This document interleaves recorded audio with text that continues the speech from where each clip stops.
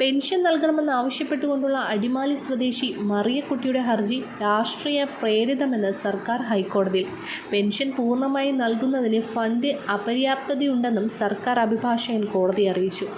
എന്നത്തേക്ക് പെൻഷൻ നൽകാൻ കഴിയുമെന്ന കാര്യത്തിൽ സർക്കാർ കൂടുതൽ സമയം ആവശ്യപ്പെട്ടു. ഹർജി ഉച്ചയ്ക്ക് ശേഷം പരിഗണിക്കുമെന്നും അതിനകം സർക്കാർ മറുപടി നൽകണമെന്നും കോടതി നിർദ്ദേശിച്ചു. ജസ്റ്റിസ് ദേവൻ രാമചന്ദ്രനാണ് കേസ് പരിഗണിക്കുന്നത്. പെൻഷൻ ലഭിക്കാത്ത മറിയക്കുട്ടിയെ പോലുള്ളവർ എങ്ങനെ ജീവിക്കുമെന്ന് കോടതി ചോദിച്ചു. ദൗർഭാഗ്യകരമായ മറുപടിയാണ് സർക്കാരിൻ്റെതെന്നും കോടതി അഭിപ്രായപ്പെട്ടു. വിധവാ പെൻഷനായി 1600 രൂപയാണ് മറിയക്കുട്ടിക്ക് മാസം തോറും ലഭിക്കേണ്ടത്. കേന്ദ്ര ഫണ്ട് വൈകുന്നതിൽ കേന്ദ്ര സർക്കാരിന് ഹൈക്കോടതി നോട്ടീസ് അയച്ചിരുന്നു.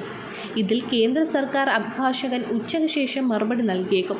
മറിയക്കുട്ടിയുടെ പെൻഷൻ വിഷയത്തിൽ ഹൈക്കോടതി ഇന്നലെ രൂക്ഷമായി വിമർശിച്ചിരുന്നു.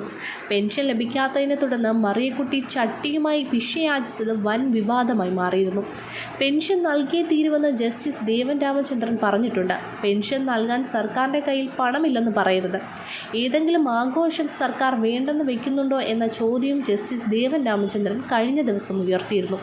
മറിയക്കുട്ടി VVIP ആണെന്നും പെൻഷൻ നൽകാനായില്ലെങ്കിൽ 3 മാസത്തെ ചെലവ് ഏറ്റെടുക്കണമെന്നും ഹൈക്കോടതി വാക്കാൽ പരാമർശം നടത്തിയിട്ടുണ്ട്.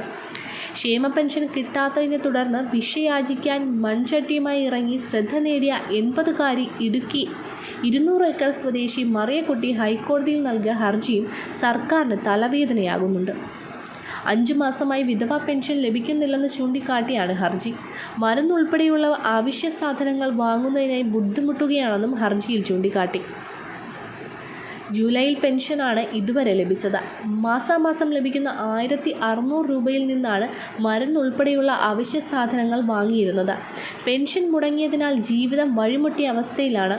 3 മക്കളാണുള്ളത്. അവർ പല സ്ഥലങ്ങളിലാണ് താമസം.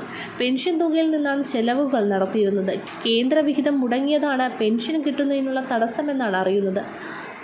അത് മുടക്കമുണ്ടെങ്കിൽ കുടിശ്ശിക തുക സംസ്ഥാനത്തിന് നൽകുന്നതിനായി നിർദ്ദേശിക്കണം. പെൻഷൻ കൃത്യമായി ലഭിക്കുന്നതിനായി ഇടപെടൽ വേണം. മറിയക്കുട്ടിയുടെ ഹർജിയിൽ ഇങ്ങനെയാണ് വിശദീകരിക്കുന്നത്. പെൻഷന് വേണ്ടി കേന്ദ്ര സർക്കാർ വിഹിതം നൽകിയിട്ടുണ്ട്. സാമൂഹ്യ ക്ഷേമ പെൻഷൻ നൽകാനായി കേരളം മധ്യ സെസ് പിരിക്കുന്നുണ്ട്.